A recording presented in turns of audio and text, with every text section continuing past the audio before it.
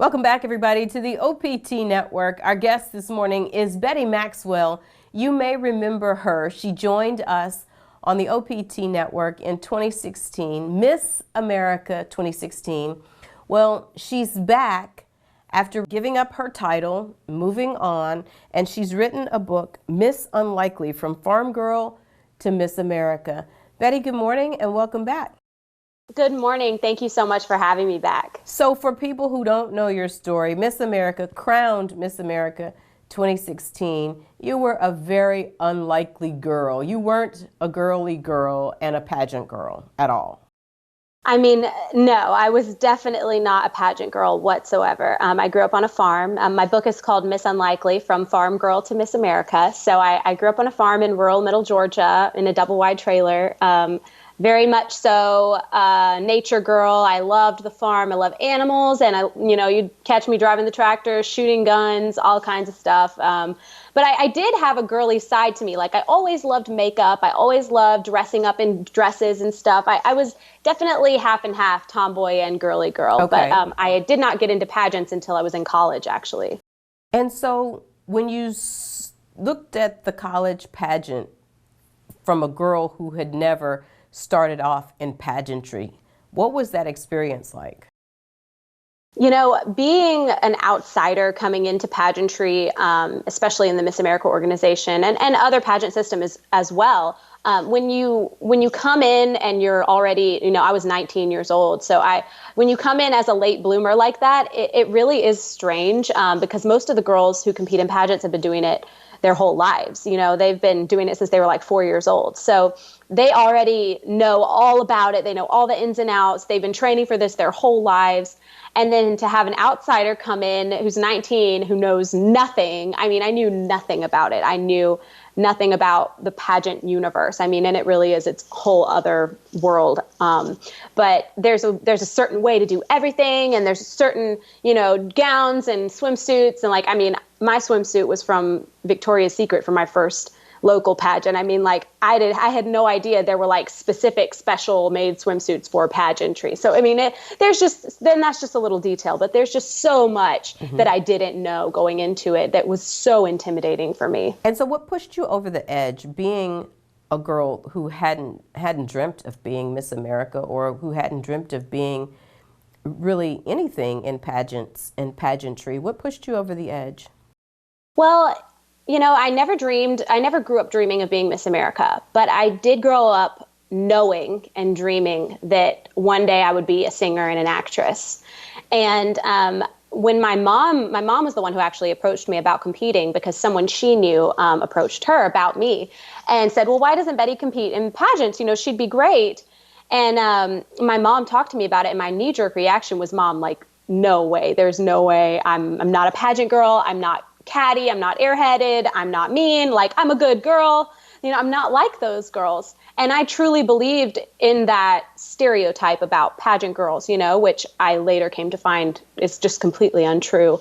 But the thing that pushed me over the edge was that yearning I had to be a singer and an actress. And when I found out about, the level that I could get to with the Miss America system, starting on the local level, if I could just win Miss Georgia, I knew the exposure I could get for my singing and acting careers. And then if I could win Miss America, I knew that would be a huge stepping stone towards my entertainment career. So that was really the main thing that pushed me, was I really saw an opportunity, but also an opportunity in an industry that really is so difficult to get into.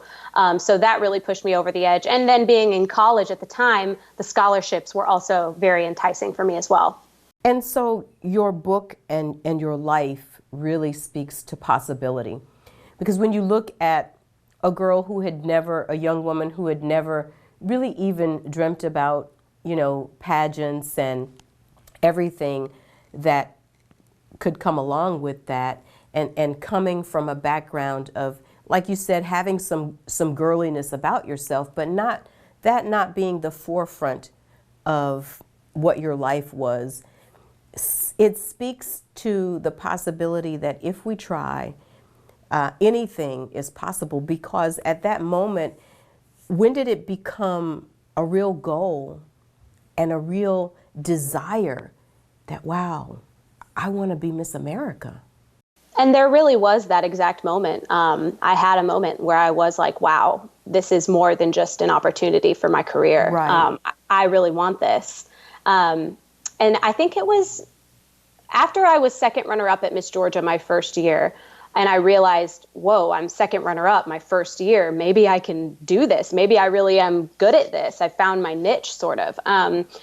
And I really had this moment where I was like, not only am I good at this, but I love this. I love this organization. I love the idea of being a role model for young people, because it's always been sort of my mantra, especially after I won Miss America, to be so authentic and so unapologetically myself. And you don't find that in a lot of today's role models, especially on like social media and pop culture. The type of role models young people have to look up to is really discouraging, I feel like. And I knew that because of my upbringing and my faith, that I was a good person, and I knew that I could impact good in the world. And I knew that I would be a good role model, and I knew that I had what it took to be Miss America, because not only did I have that desire to be that role model, I had the desire to serve my community, but I also had this desire to compete on that level, showing my talent, being able to sing on national television. I really feel like I had the whole package. I felt like I was that girl. And even though I felt like that, I knew that every single girl I would be competing with felt that same way, that same desire and that same self-confidence that they could be the one, that they were worthy. And they certainly were. I'm just honored that I got the opportunity out of 51 other girls to be Miss America. Very honored. So as we come together as women and we start without even thinking about comparing ourselves to the other 50 or 49, well, is 51? Well, there's 52 altogether. 52. So okay, so without comparing yourself with the other 51 people, how do you get past the comparison to stand in your own authenticity? that was the hardest part, was not comparing myself to the other girls. That's the hardest part on social media today too, That's being the an hardest influencer. part in life. It really is. Comparison is the thief of joy. That's my favorite quote. That's my favorite Yes. quote. I love that quote too. It's so true. It really is. And what I talked about being really authentic and real, that's kind of my thing. That is what helped me with that, was realizing that in this daunting stage where I'm standing up with 51 other women who are just as beautiful, just as smart, just as qualified, just as talented, just as perfect to be Miss America as me, I knew that the only way that I would be able to stand out was to be myself. Because that's the only thing that makes us unique, when you really think about it, is the fact that no one else is me. I love it. How am I going to stand out amongst 51 girls? How am I going to be the one that they pick? The only way I can do that is to completely and fully embrace 100% myself. Amazing. And not try to be anyone else. Amazing. Let's get a break here. The book is entitled Miss Unlikely, From Farm Girl to Miss America. Stay on point. We're back after this.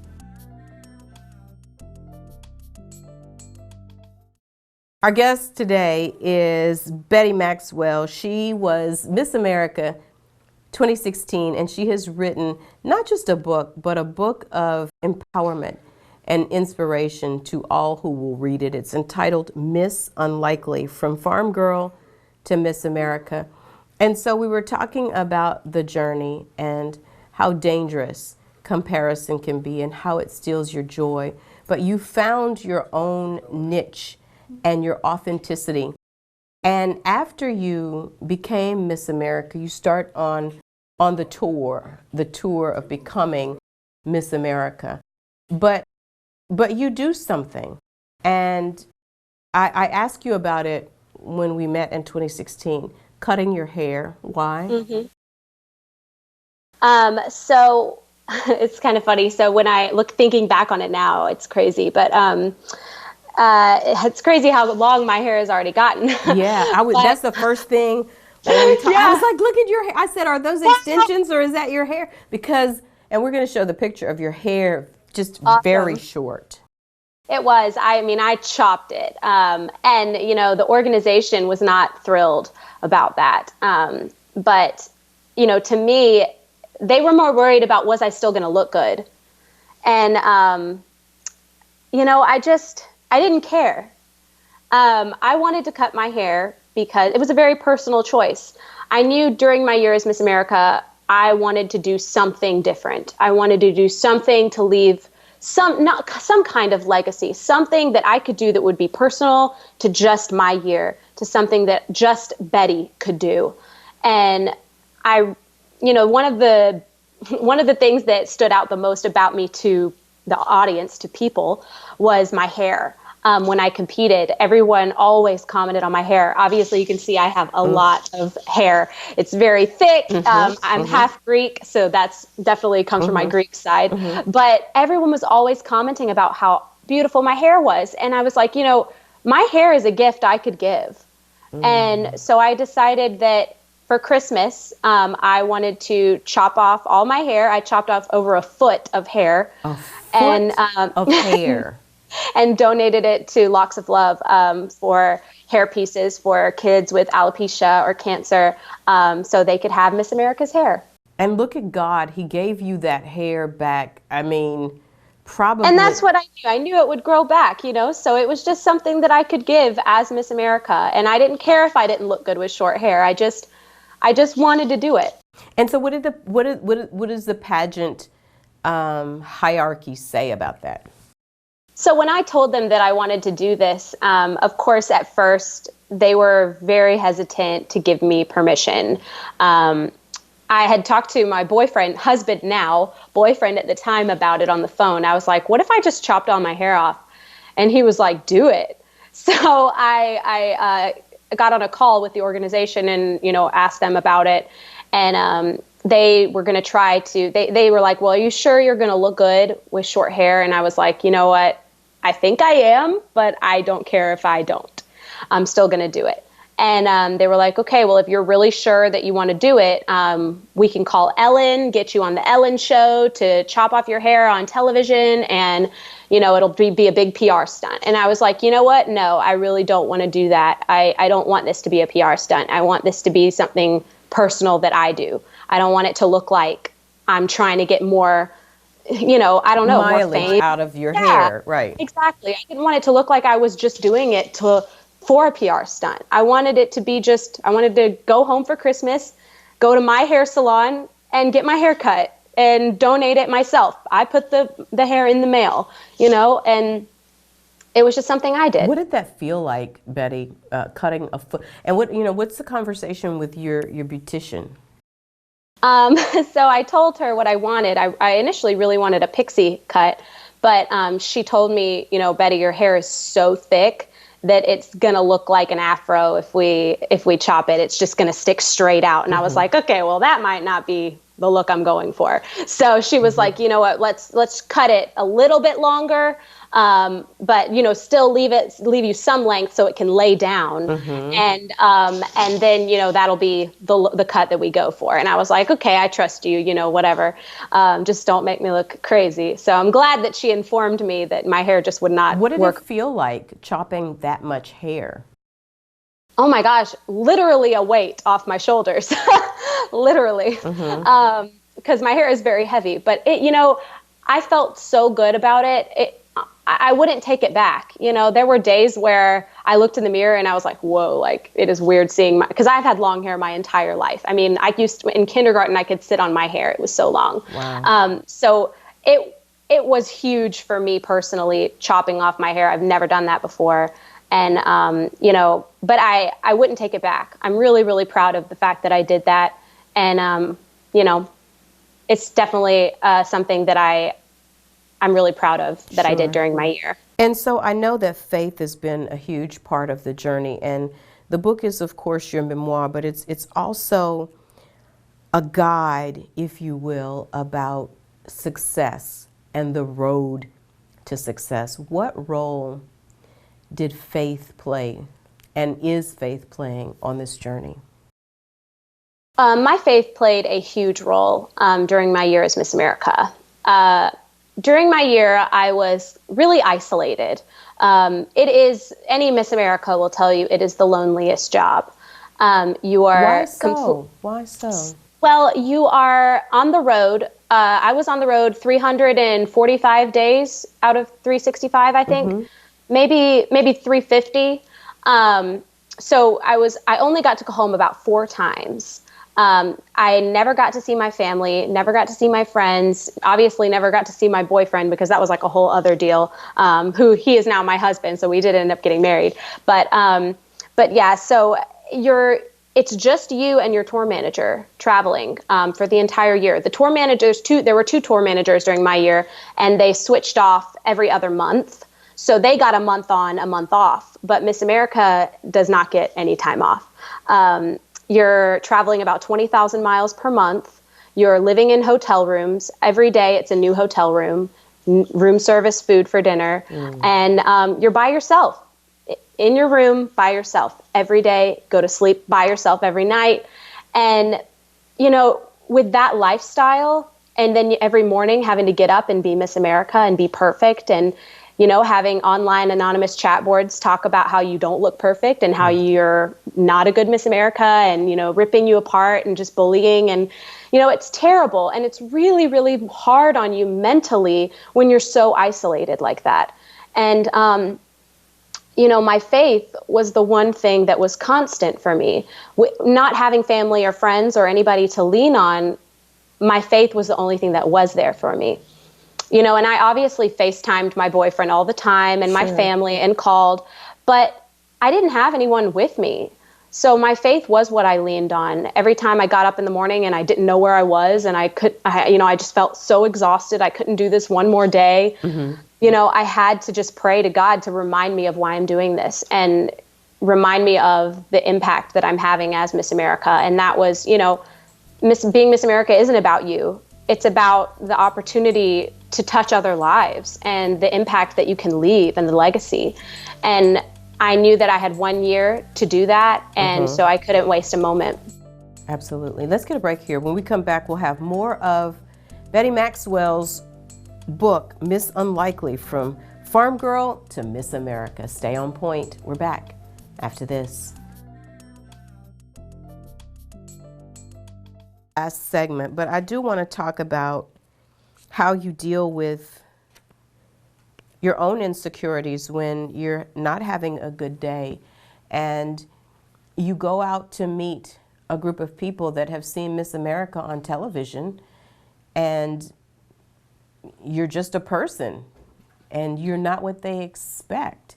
Or you might have had a breakout that day, or you might be suffering with a cold like you were when we met. I mean, how do you deal with people's expectations and not get so bummed, on yourself? Yeah, that was really hard. That was definitely very hard, especially, like I talked about, the online chat boards, like every day, Were you paying attention to that, or could you just not help it? There were days where I just was like, okay, I'm not going to look at it at all. Like, I don't care what people are saying about me. It's not true, whatever. I'm out here busting it, every day trying to be Miss America and do good. And all they want to do is tear me down. So there were days where I would just try really, really hard not to pay attention. But I mean, it's really, really hard, because at the same time, you want to know you want to know what people are saying about you. You want to see if anybody's saying anything good. I mean, gosh, like, right. And you need that because you're just a person, right? Exactly. At the end of the day, like, I'm a human being, and humans are curious by nature. You want to know what's being said about you. So it's hard. And so on this journey, you talk about and you write about in the book, building a support team. How critical was that for after Miss America? It's so funny. I feel like being Miss America turned me into such a homebody.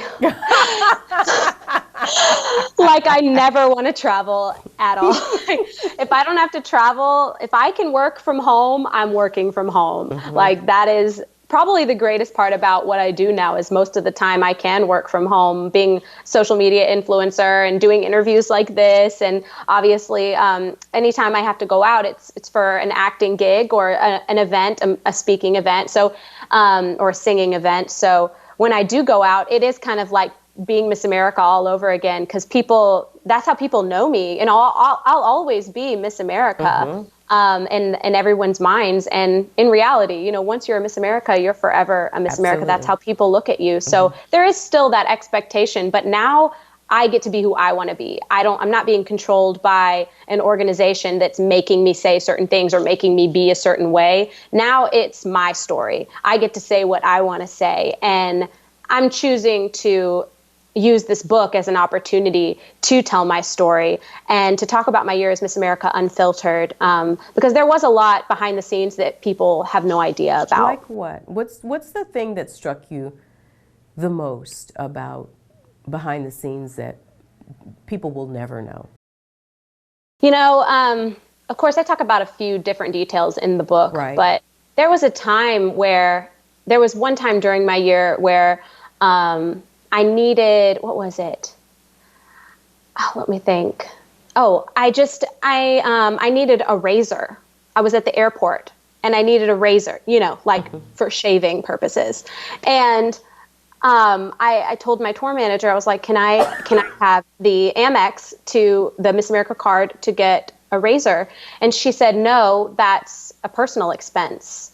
And I told her, well, I don't have any money on me right now. It's going to be like $2. Can I just get a razor? And she kept telling me no, that I had to pay for it myself. And I told her, look, you can literally tell the organization to take $2 out of my paycheck if you will just buy me a razor. Do you want me to go to this event, Harry? Like, what? So and little things like that. At one point, they told me that I couldn't wear pants anymore. Why? They told me, I don't know. At one point, they were just like, you know, we decided it's really just better if you don't wear pants anymore. You just need to wear skirts and dresses. And I'm like, wait, what century is this? I'm sorry. And I immediately called the CEO and I told him, I was like, they're telling me I can't wear pants anymore. Like, what is going on? Half of the clothing that I get sent from the sponsor are pants. And he was like, that's ridiculous. I'm going to call them and we'll get it straightened out. You're allowed to wear pants. So it's just like small things like that where they just really, I mean, it is so controlling. Every move you make is scrutinized and you know, they're watching you all the time. And crazy things like whenever I would have an event in Georgia, like I said earlier, I would have to stay at my hotel. I wouldn't even be allowed to go home and see my family.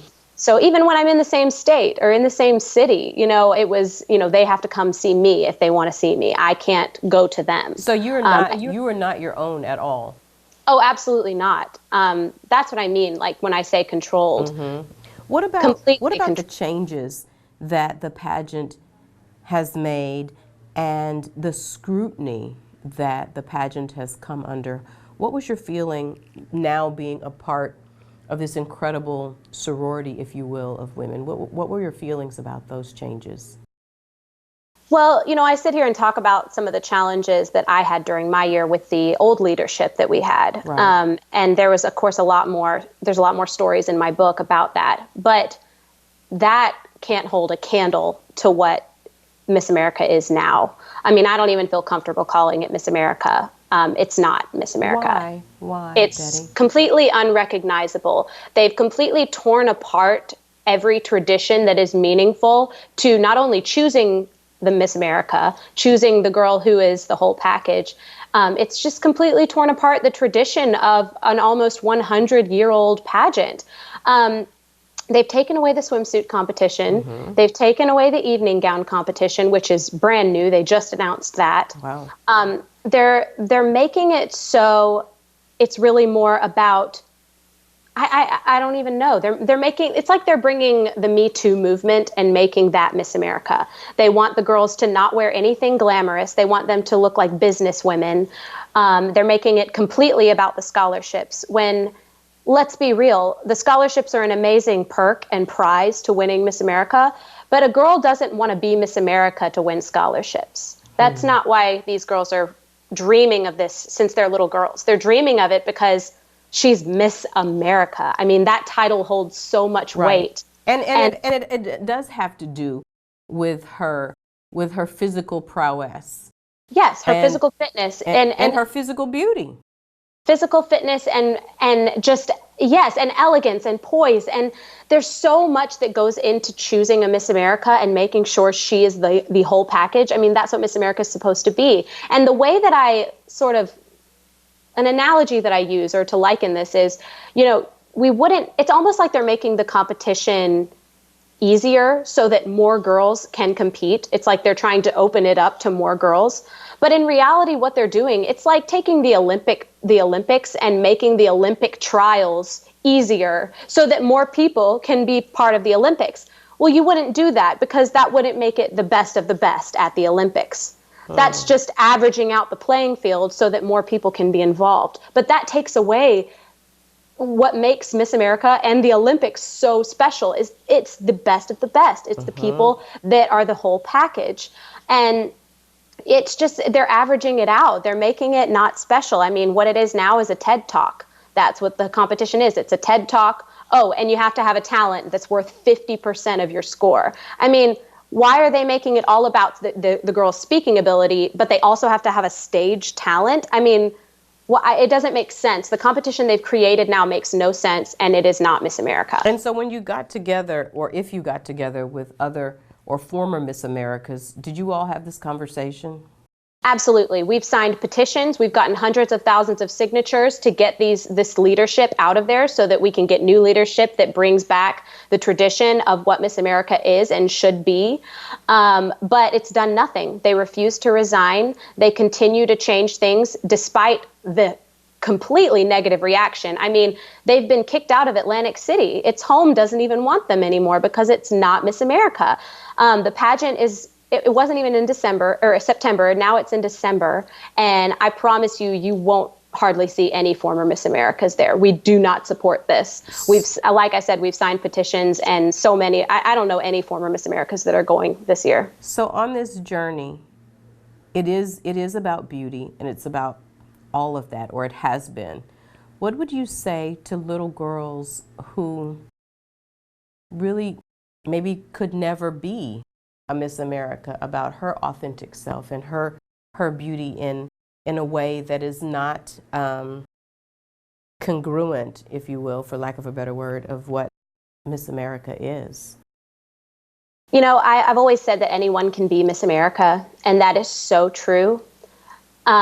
Anyone can be Miss America. That doesn't mean anyone should be Miss America. It shouldn't be just anyone, and it takes so much work and so much dedication to get to that level and to win Miss America.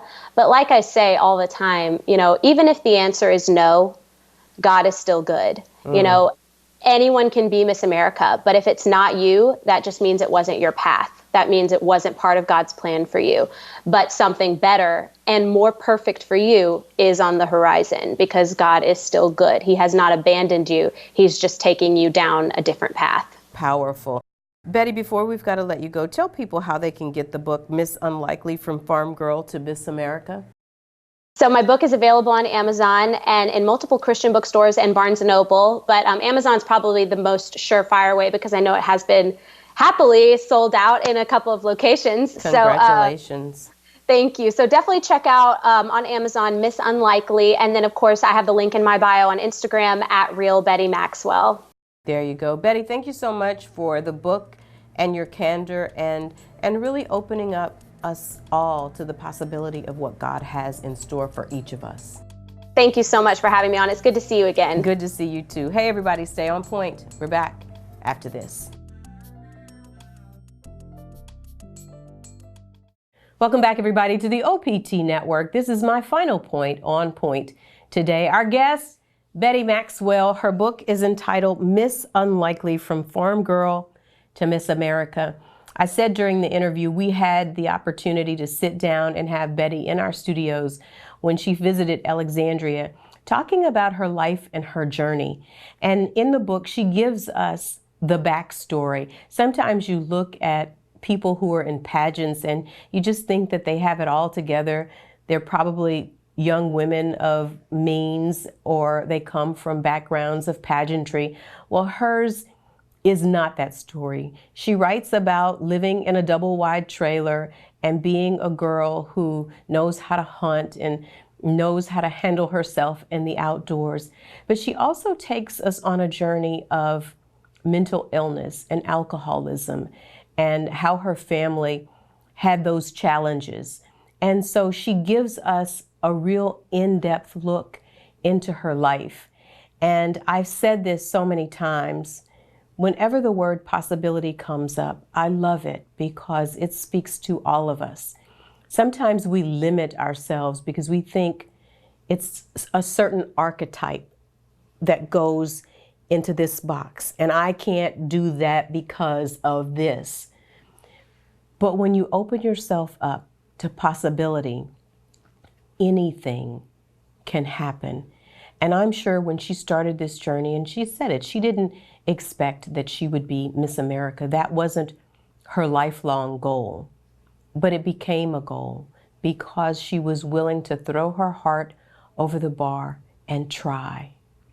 But more than that, she teaches us on this journey about self-love and not about the superficiality of beauty. For some reason, our footage just didn't connect and we weren't able to get the picture of her. But I mentioned it to her, I think maybe during or after the conversation. I said, you know, it's very interesting that you don't have on makeup and you're not all done up, because when we met her, when she was the reigning Miss America, everything was perfect. Her hair was perfect. Her makeup was perfect. Her crown was perfect. And she said, no, it's about showing girls and women that I'm okay. She said, I even have a breakout today. I'm not perfect, but I'm perfectly okay with myself. And I think until we start to send the message to girls, especially young girls who are already dieting before they're even in junior high school, trying to fit what society says is beautiful. If you're not a size 2 or a size 0, then somehow you don't fit the bill. You know, I was coming into a building the other day and I just overheard 2 ladies talking, and they said, one of them said, well, you know, she's a size 0, almost like that's something to be coveted. Well, it's about being comfortable in your own skin, whatever that is, and not having to look at what society says is beautiful, all of the airbrushed and the perfection that is not perfection at all. And she writes a lot about her journey, about what happened on the journey to Miss America and while she was reigning, and the things that she wants to be and do going forward as she implements being the change that she wants to see, going out and talking to young people and helping them to love themselves right where they are. And that, my friends, is our final point, on point today. Please pick up the book. It's entitled Miss Unlikely, From Farm Girl to Miss America. If it can happen for Betty, it can happen for you and for anybody. We're back after this.